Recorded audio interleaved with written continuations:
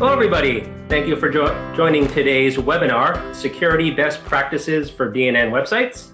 I am Dennis Shao from the marketing team at DNN Corp. And before we hand things over to Mitchell, I just want to cover a couple of logistical notes. The first is that we're recording this webinar as always. So tomorrow you'll receive an email from us with the link to the recording. Mitchell has also graciously allowed us to share his slides. So in the same email, you'll get a copy of Mitchell's slides. Lastly, we do welcome questions throughout the webinar. I will be checking questions as they come in, so we may sprinkle in some questions as we go. We'll also save a little bit of time at the end of the webinar for a Q&A portion. Really excited to have Mitchell on today. Not only is Mitchell a DNN expert who's been using DNN for years, he's also a security expert. Mitchell is CEO of Iowa Computer Gurus. Mitchell, I'm going to hand things over to you. Thank you for joining us today. Yeah, no, thank you for having me. As Dennis mentioned, got my contact information here. At the end of this, we'll make sure that everybody has access to the slides and information here. My contact information is up here as well. If we can't get to your question today, please do feel free to reach out to me. Security and doing things the right way is something that we really take seriously, and I do everything that I can to help try to encourage people to improve the security of their applications. A lot of times there's hidden things that people don't see, so we like to do everything we can to mitigate any of those situations that may arise. So as I mentioned, not only will we have all of the slides available for you at the end of this slide deck, so when you get this tomorrow, or if you want to make note of it today, we do have a page created that has a link to all of the resources, all of the different items and concepts that I'm talking about in this presentation today. You have available at your disposal, so no need to try to frantically switch attention to be able to make note of any of the websites, tools, or utilities that I mentioned throughout today. So my plan for today is to focus on security as it relates to DNN and things that are more focused that users of any type can address. So I don't want to go really deep into a lot of the developer specific things on how you code your modules or how you have to adjust your application development methodologies to get there, but we want to focus on the concepts that everybody should be looking for. So we'll start out by talking a little bit about SSL. We'll move then into talking about actually protecting your application and server, fill in that gap of what's going on. And we'll talk a little bit about legal considerations, some of the reasons why, if you're not considering some of the security aspects, or you think that your website is special, we want to make sure that we end some of that bias to make sure that everybody understands that really information security and website security is something that really should be considered by all individuals, regardless of the nature of the website. So what we're seeing is everywhere we look, we're talking about security and privacy. Anything from GDPR to social media, to bots, to hacks, ransomware, network attacks. If you name it and you go looking for it, you're going to see a lot of information out there, and it's changing a lot. We all saw, the most recent Zuckerberg interviews after everything that happened with them and the data privacy and a number of other situations. So we're at a point in time where information security is dictating the needs to be able to react, have policies and procedures in place, and then understand, am I secure or am I not? So one of the things that we have to keep in mind is all of the other things that we're doing are important, but at the same time, if we're not secure, then all of that other work, all of that other energy that we put in place is almost negated in a way because of the limitations. So one of the biggest things that we get a lot of times from individuals is, I don't need an SSL certificate because I don't do blank, right? It may be because we don't have our users log in, we don't do e-commerce, whatever the case may be. We hear a lot of that argument. We've heard that for a number of years. You don't want to spend the $39. You don't have the budget for it. But as we look at resources that are out there today, it is something that we're seeing a shift in industry where our web browsers, Google Chrome, Firefox, Internet Explorer, Safari, are really pushing things. As they started to recognize that a large number of websites were not actually utilizing SSL to encrypt their transmissions, we started to see a lot of initiatives open. Let's Encrypt is a free, automated, and open SSL certificate process, so you can get SSL certificates for free. We then started to see that Google got into the game and said, all the way back in January 2017, websites that weren't protected by basic SSL would be penalized within Google search by identifying them as non-secure.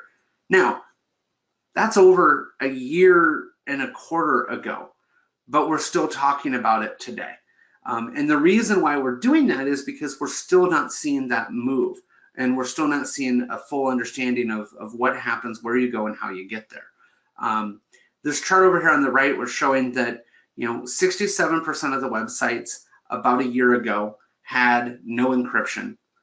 Some encryption means a site that could be SSL, but they didn't enforce it, and only 21% were forcing HTTPS as a default.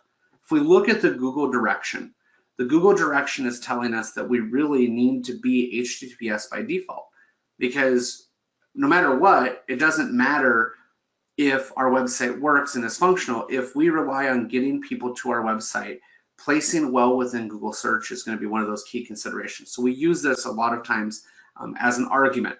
The other thing that does kind of linger out there in the SSL world is some older semantic issued SSL certificates didn't meet some of the standards, so Google is actually going to fail to recognize them at some point in the future.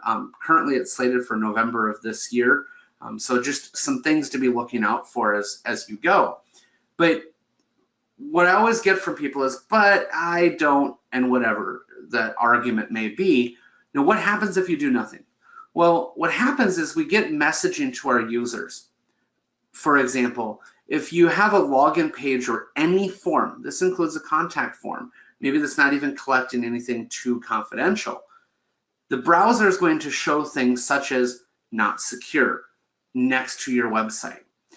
If you go a little bit further along, it is possible, depending on what browser and what type of information you're collecting, is you may start to lose some trust with your users as well. This is what happens in Firefox if you have a form that has a password field, something that looks like a credit card field or otherwise. A message is shown to your users that basically specifically calls you out and says you shouldn't enter any sensitive information into this website. Now, right, wrong, or indifferent, how more or less secure you think you are, the average user will be scared by this kind of messaging.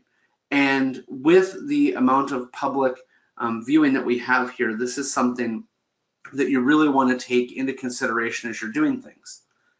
And as we go to do something, one of the things that a lot of people don't necessarily understand is what kind of a SSL certificate do I need? How much is it going to cost me? Those kinds of things. So briefly, right, we have a domain validation SSL certificate. This is something that protects a single domain name. It's simple and automated. It takes a couple of minutes to do. You go out, you pay anybody from GoDaddy to your current hosting provider otherwise. And all they're doing is it has automated validation to confirm that you have control over that domain. It's as simple as clicking yes on an email that is sent to you or making a DNS entry. We have an organizational validation certificate. This is something that validates the company that actually controls it. So this is where you start getting into those situations where they're verifying that it's a company, so they want to also validate that that company exists. Extended validation is what we see a lot of times in e-commerce installations. This is the scenario where it is automated for the first step of verification. but then there's a secondary human verification process. So you can request an extended validation certificate that's going to validate the organizational entity, but then they're also going to do something such as maybe call your organization, look up that you're an organization of good standing. And what that gets you is it gets you an ability where your website shows as owned by this individual company. It shows that it's secure. This works really well for managing trust with the visitors to your website. And then wildcard certificates. This is one of the things that people get tripped up on, is if you have a number of subdomains, you can do individual certificates of any of these other various types, and you pay once for each of those certificates. If you have a large number of subdomains, it is possible to use a wildcard. However, a wildcard certificate always will be a domain validation one. So you're not going to get the fancy company name included in those kinds of visual cues in your browser. So taking that into consideration is something that you just want to make sure as you're planning that you do it. But what we get in the DNN space is, well, how do I do this? What ramifications might happen? And it really is true that installing an SSL certificate on your server is not the only thing that you want to do. If you simply install an SSL certificate, check a box to force it to be HTTPS, and then, you know, stop all of their traffic, you're going to have a little bit of a problem. External links, websites that want to share your information, they're still going to have those old HTTP links. So we want to make sure that we don't do anything to harm those links. So we want to make sure that as we're correcting those links that we properly set up a redirect. In the DNN and Evoke world, if you mark a page as secure and then utilize the enforce SSL setting, it will take care of those redirects for you, so you don't have to do a lot of work. The other thing that you get a lot of times is a situation where a user sees a mixed content warning, which means that you're trying to load secure and unsecure content. So if you load an SSL certificate, but your skin designer had a hard-coded link to a CSS file that was not HTTPS, the user may get this mixed content message. Typically, that's what they would see in Internet Explorer. In Google Chrome, a lot of times they just won't see any content. You have to use the developer console to look at it. So you want to make sure that you're testing your site as you're doing things. The other thing that you're looking at is in relation to the mixed content, a website that has mixed content may be entirely blocked from a corporate intranet. So certain larger organizations have a rule that says if a site says it's secure, it must be secure. So you want to, again, take that into consideration as you're doing things. The other thing that you have to be careful of is your SEO. Google does treat the transition from HTTP to HTTPS as a move of your website. It is not something that you have to notify them of, but it does require you to set up your Google Webmaster Tools and all of those other things, again, with the exception of your Google Analytics, that can stay in place. But the key here is if you do an SSL certificate and a switchover, but you don't make sure you have redirects in place, all of that SEO value, all of the good faith that you've been building over the last, X number of years could be lost. So you want to make sure that you have a plan in place. The other thing that you really want to watch is not going all in on the SSL side of things. Depending on who you talk to, if your homepage is SSL, but then not all other pages, not all other elements, you get to a place where you have some liability risk. You get that credibility risk associated with what's going on. Google, for example, as well, will treat that as two separate sites from an SEO perspective. So if your homepage and your contact page are SSL, but your About Us page is not, in Google's mind, you have two websites, one with 2 pages and another with 1 page. So you definitely want to take into consideration that it's more than just installing. So in the end, SSL delivers an end-to-end encryption. So what this is doing is it's making sure that the information after it has left the user's machine and as it's on its way to your environment is encrypted. So the things that we're protecting against there is people sniffing data packets as they're going from point A to point B. We see that consumers are becoming more and more aware, whether they're becoming aware because they look at it on their own or their web browsers are forcing them to do it. This is just something that we really have to make sure that we do and always do with our websites. Now, because of this, we're only encrypting that point A to point B. So what we need to do now is start talking about ways that we can work with our application and our web service, so DNN and our hosting environment, to do other things to improve the security along the way. Dennis, it looks like we have one question out there. Is that right? Yep. There's two questions. You want to cover them now? Yeah, I think because one was GDPR. It's not showing correctly for me right now. So okay, I can read you the question. So Jeff is asking about GDPR. Let's see. GDPR is expected to set a new standard for consumer rights regarding their data. Is DNN working on any changes in their security system to accommodate GDPR? Okay. Yeah, so from a GDPR perspective, there will be a blog post coming out from me either tail end of this week or early next week. The next release of DNN will have GDPR support in it. There will be changes into the processes that DNN is using. Most specifically, it's cleaning up some of the user management things that you need to do with GDPR, such as allowing a user to disappear, allowing a user to download their content, and addressing some of the approval requirements. So making sure that they've agreed to the terms of use, making sure they've actually opted into you utilizing their information. So there are changes coming on the GDPR side of things. That will be in the next release. I don't have a lot of specifics. We're working as part of the technology advisory group to solidify all of those requirements and work on getting development underway. We have another technology advisory group meeting this afternoon where I think we'll know a little bit more about the schedule. And once I know that, I'll be posting that blog on the DNN software community blog, either late this week or early next. And Mitchell, there's another one related to SSL if we want to cover that now. Yeah, I think if it's SSL, let's go ahead and cover that one now as well. Okay. So Mark asks, how can we automate the creation of every new DNN page so it's marked as secure by default?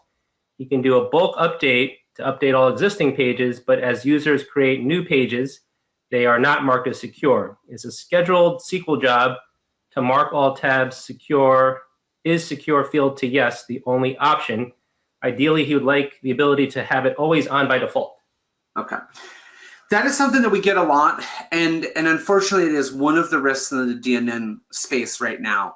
In a perfect world, the SSL settings, I think, need a new setting that is, we have enforce SSL, we have enable and enforce, but what enforce really does is says if the page is secure, make it secure. If the page isn't secure, make it insecure. I do believe that a new setting exists. What we are doing for our customers is those that are, really adding a lot of pages and they have, maybe a little bit less of a rigid process in terms of their publishing.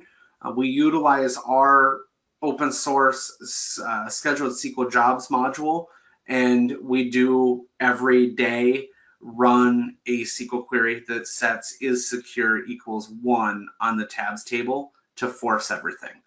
It's not a perfect solution. I need to double check to see if there's a Jira incident logged to change that feature in DNN, but I'm not aware if there is one yet. But right now, that's the best solution that's available to you. So with that, GDPR is really going to be one of those ones that will continue to evolve as those regulations come out. And one of the things that we need to start looking at is SSL takes and protects us from point A to point B. But what we need to do is we need to understand, where do our other risk vectors come into play? What other things might expose us to security risk running a .NET Nuke-based website, or any website in all reality? How do we protect those things? How do we protect our application servers, and what do we need to do? What are we really risking if we don't continue this, right? Well, we're risking joining the groups of sites such as Sony and Staples and Target, the Sands Hotel, Home Depot. All of these different organizations have had major breaches in the last 1 to 3 years.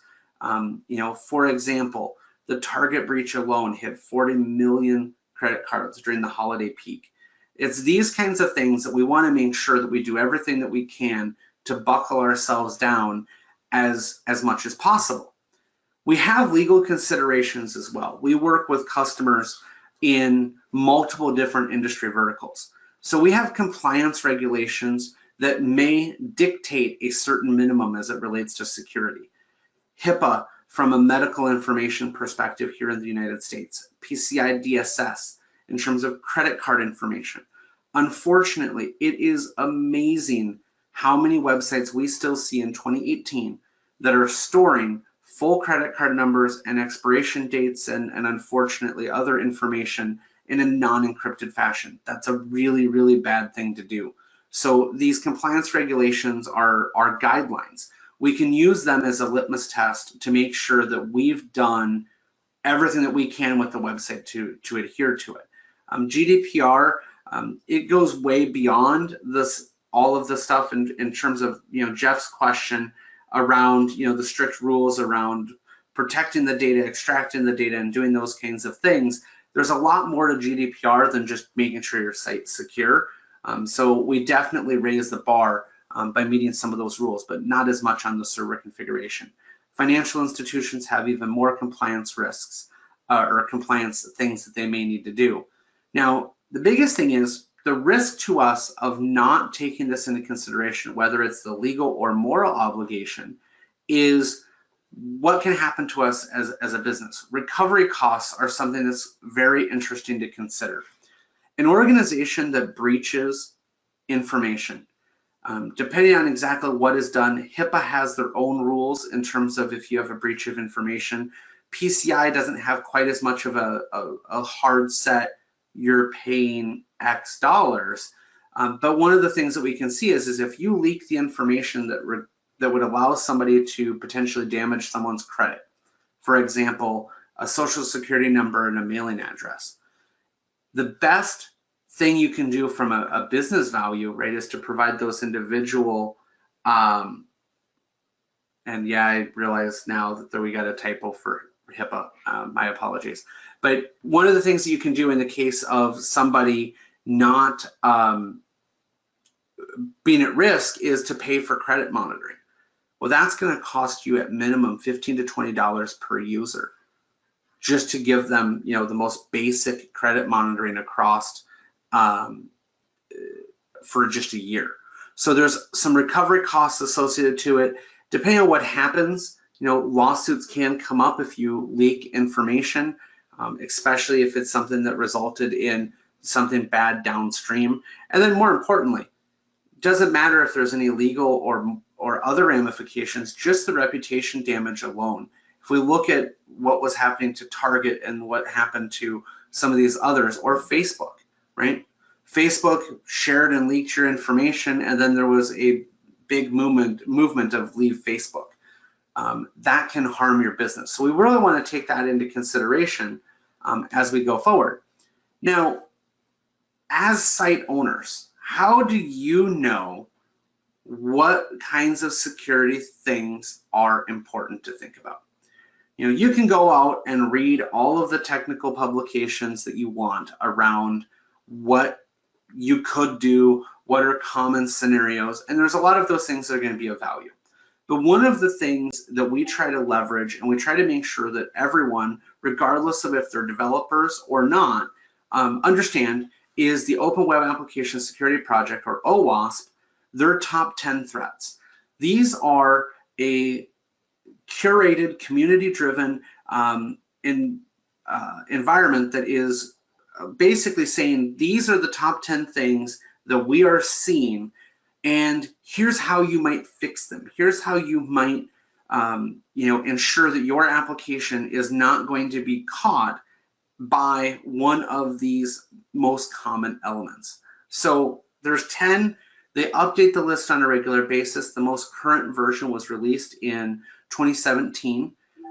And looking at this audience, there's some of these items in bold that are very specific to a .NET Nuke installation and things that you need to consider regardless of your technical prowess.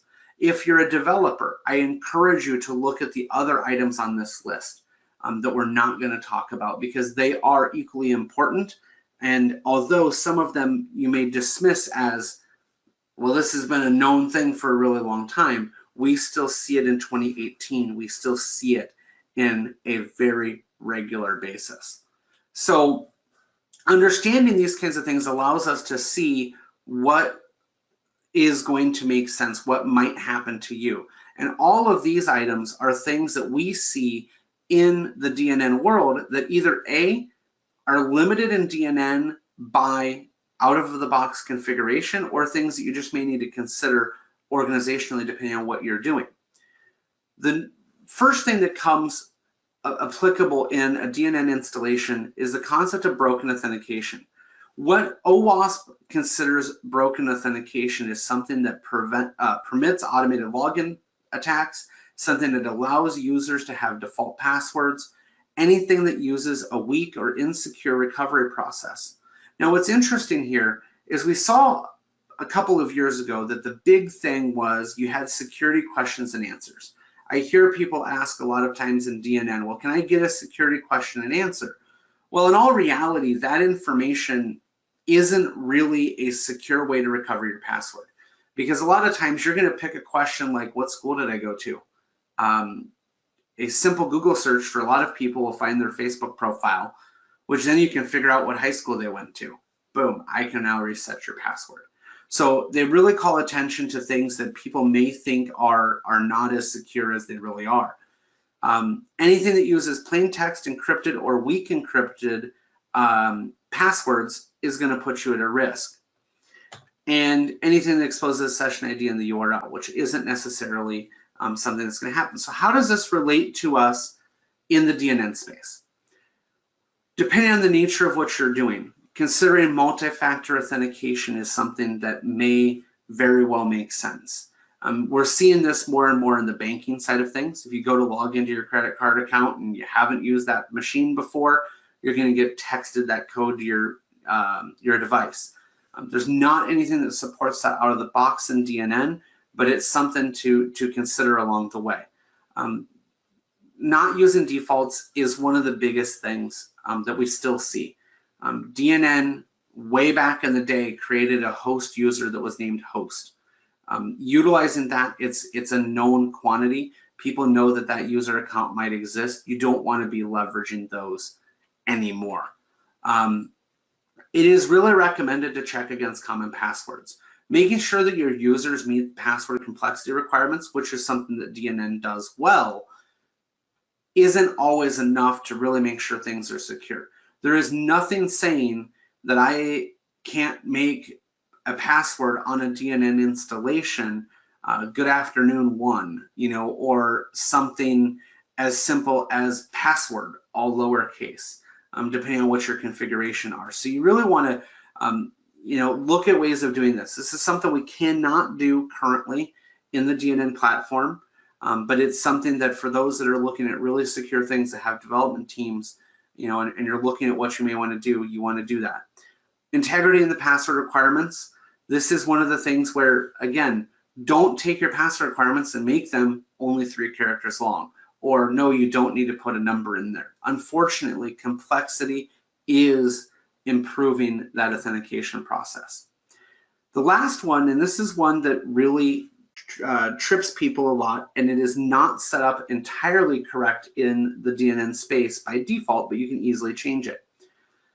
The recommendation here is login, lockout, and failure messages all should be the same. So if you put in an incorrect username and password, it should simply say login failed. If you put in a correct username but an incorrect password, it should also tell you the login failed.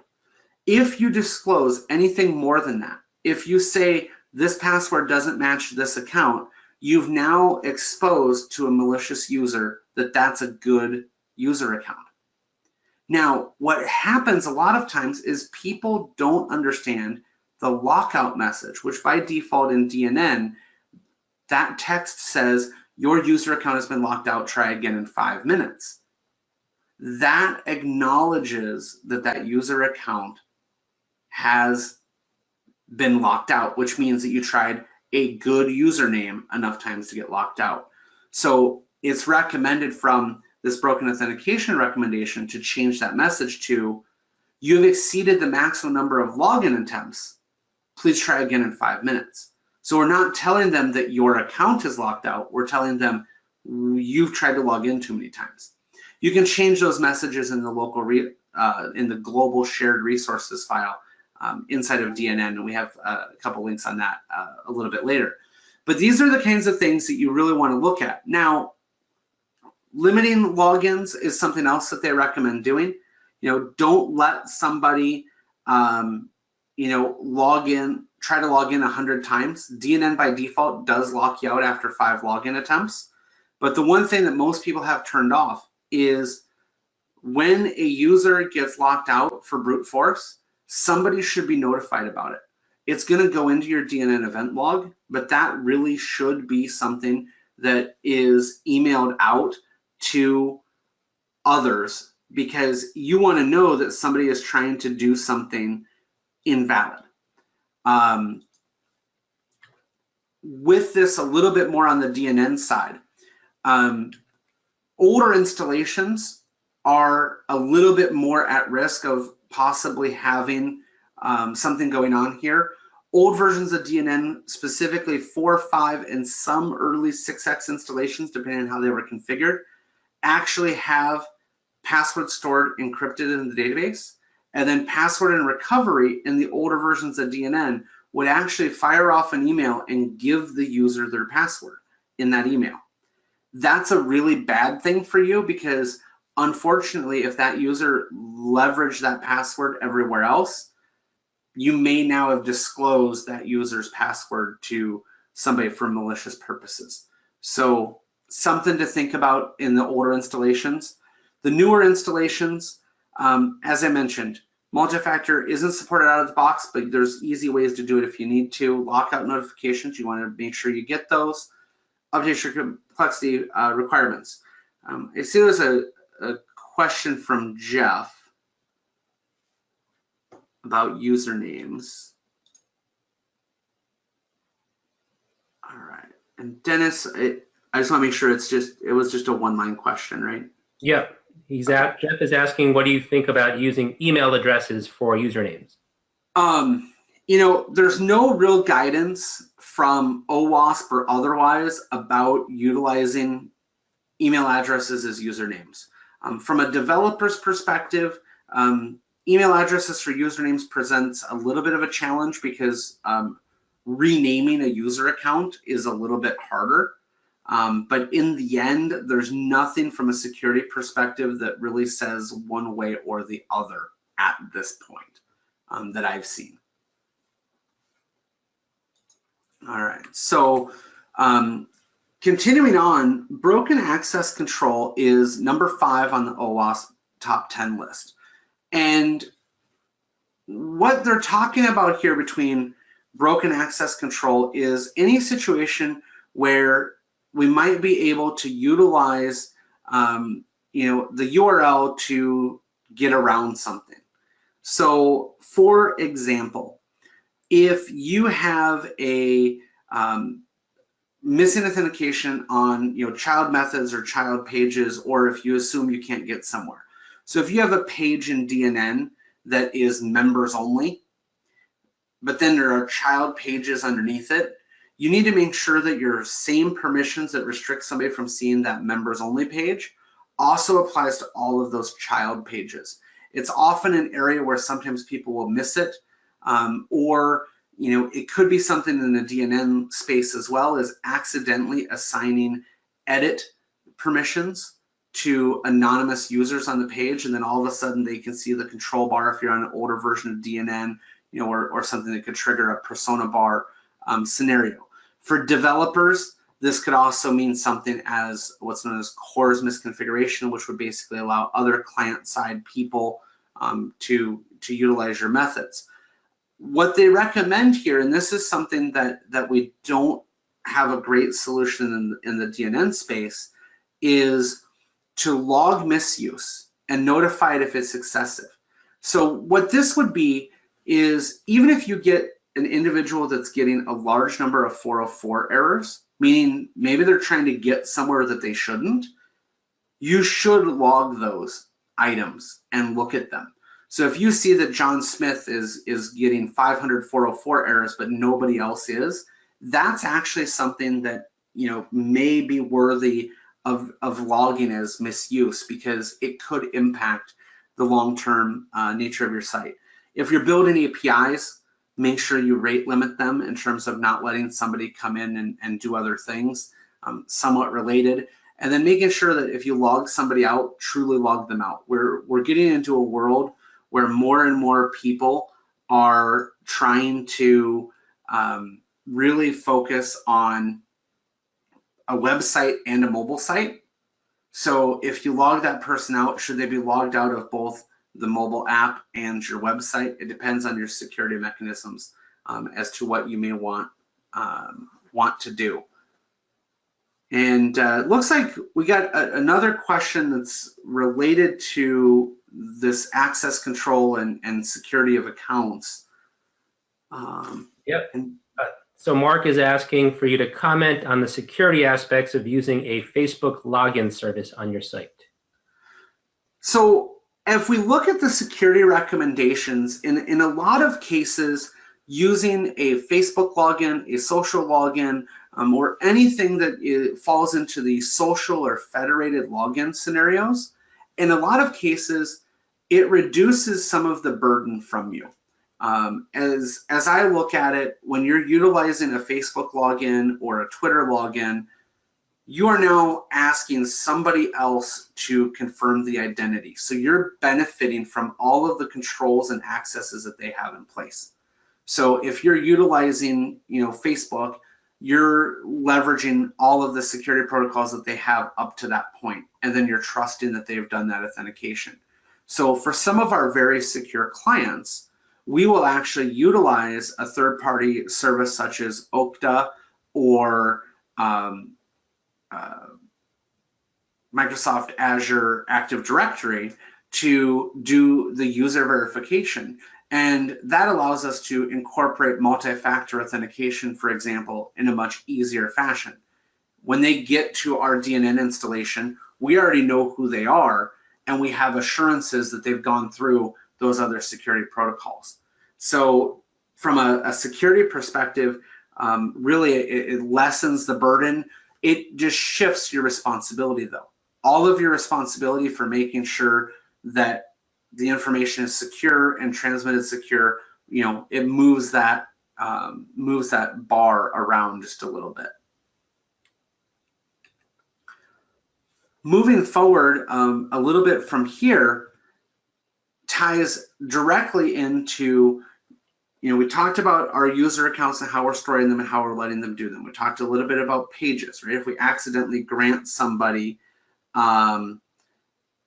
additional information, security misconfiguration is something else that really comes into play, but is often overlooked by website administrators, especially those that are utilizing automated tools for deployment, things such as Plus control panels and otherwise.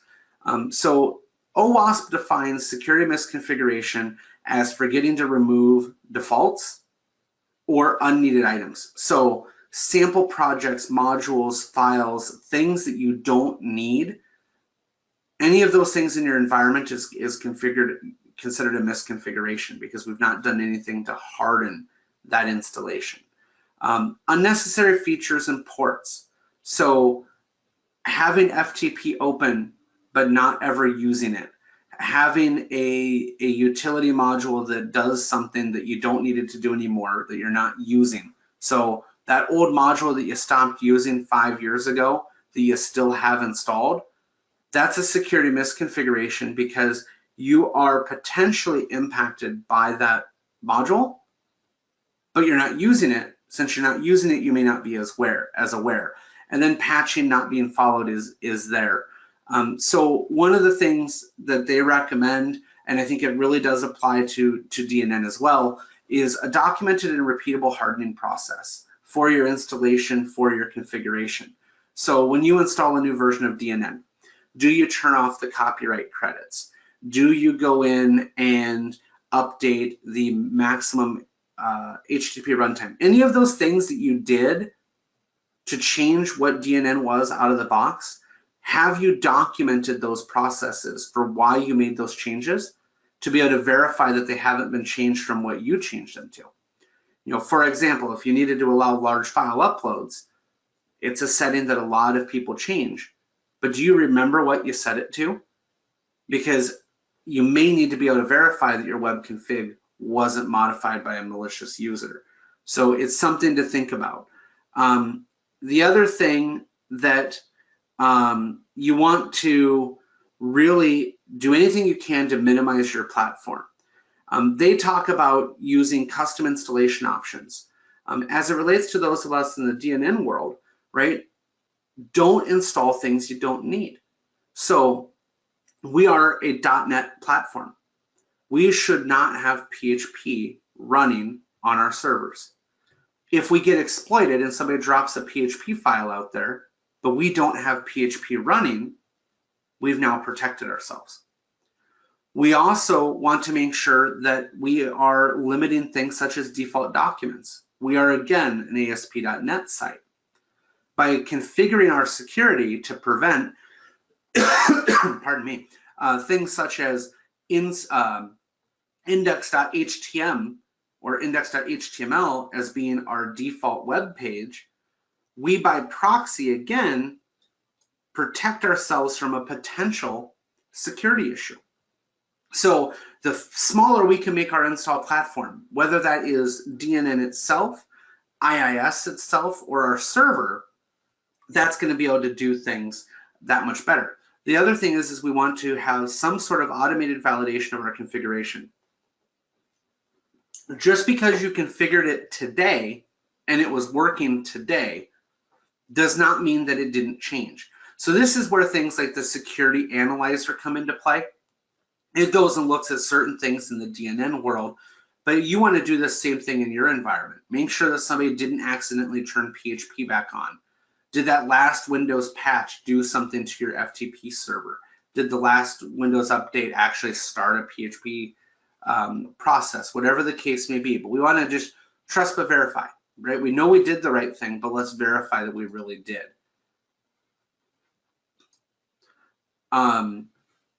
Number 9 on the OWASP list is utilizing vulnerable components. For those of you that have been in the DNN world, this is something that is real. It's something that we've experienced a lot in this community in the last 2 years. You know, number one thing, not patching DNN to deal with Security Center issues.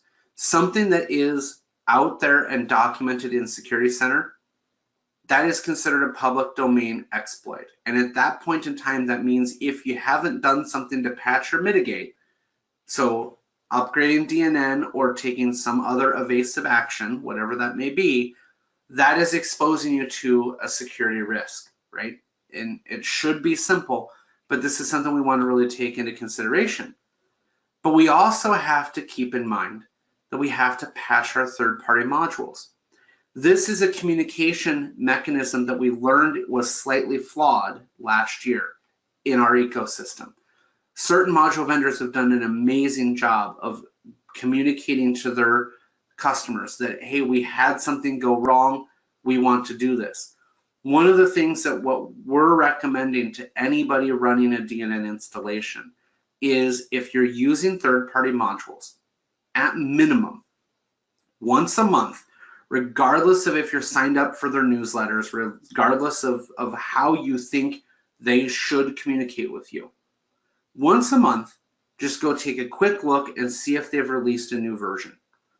If they've released a new version, take a quick glance at their release notes. See if they notify you of anything that's security related.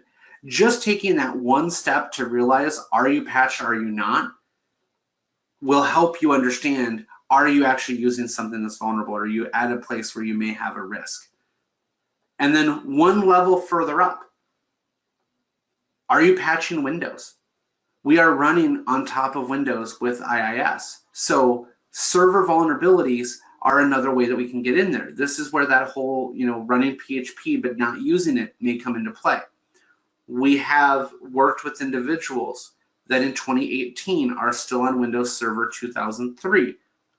That poses some security concerns as it relates to ongoing support, patching from Microsoft, those kinds of things. So anything where you're using a vulnerable component, regardless of the scope of the item, that's what you really have to take into consideration. Some of the exploits that happened last year, one of the things that people were always saying, but I don't use X feature. The problem is that if you're using a component and that component allows somebody to do something, even if you're not using it, that potentially could be exploited if they have something going wrong. Last year's big things were anonymous file uploads. It didn't matter if you were using an anonymous file upload or even a file upload component in some of those third parties, it was exploitable. So just be aware that even though it may not look like it is going to impact you, it is something that is definitely going to be a risk for you in the long term. And then again, we continue on using older FTP software. If you're using a third-party FTP server, FileZilla or otherwise, and you haven't patched it, you're again exposing yourself to a risk. So just be aware of your environment, not just DNN, not just third-party modules, but Windows and your FTP software, your hosting provider, all of those things. Those of you moving to Windows Azure, right, some of this gets a little bit easier. We utilize Windows Azure as a Microsoft partner in a lot of cases for the platform as a service scenario. They at least take care of patching Windows for us when we're in the app service environment, right? At least mitigating a little bit of what we need to do. We still have to verify our configuration, our FTP credentials and those types of things, but we can at least take a little bit out of that mix. The last one in the OWASP top 10, and we've briefly touched on it a little bit, is insufficient logging and monitoring. This is my #1 complaint as it relates to DNN and people that are running sites. Logging's great, but what happens? What do we do with it? I would guess that of the 100 people that are on this webinar now and those that are watching it later, that less than 10% of you have gone out and actually looked at the Log4Net logs or the DNN event viewer logs within the last 2 weeks, unless there's been something wrong with your website. So what we have is we have a lot of information here, but we're only reacting. So something bad happens, now we go and take a look. Rather than doing that, getting into a mindset of monitoring and alerting is a far better way of doing things. Whether that comes from uptime monitoring, application insights, resource loading monitoring, just reviewing the DNN event logs. Does it make sense? Why am I seeing this general exception every Friday at 7 o'clock? What was Joe doing that caused this page to break? You know, those kinds of things are really important to take a look at. The other thing is, for those of you that are building out custom solutions, make sure that your activity logging is repeatable and detailed for your high-risk transactions. So this is something that we see a lot in the e-commerce space. Log the IP address, log the information about who that user was as they were doing something, so that if push comes to shove, we have to start investigating. We want to have as much information there as we can. Now, you have to be aware and careful with GDPR and some of this other stuff that's coming up in terms of how you track that activity logging. Those of us in the US, it's you know, a little bit easier, but we should still take the tenets of GDPR into consideration, even if we don't legally have to comply. But you want to make sure that you're looking at that logging and finding a way to be able to monitor it. And then most importantly, and this really relates not only to logging and monitoring, but it relates to all of these things. We want to make sure that we have an established response protocol. We want a plan of, if something happens, what are we going to do? If you found out today that your website was compromised, what are you going to do? Who's responsible for reviewing the information? Who's responsible for communicating to those that were impacted? What does that look like? If you can put a plan in place for that response protocol today, what that means is you'll be in a much better place and a much clearer mind in an unfortunate event to really react and respond, so that you can manage expectations, manage that communication, and risk, you know, limit the risk to your organization, limit the risk to your reputation. Because as we see these historical things that have played out, one of the things that added insult to injury in a lot of places is poor communication.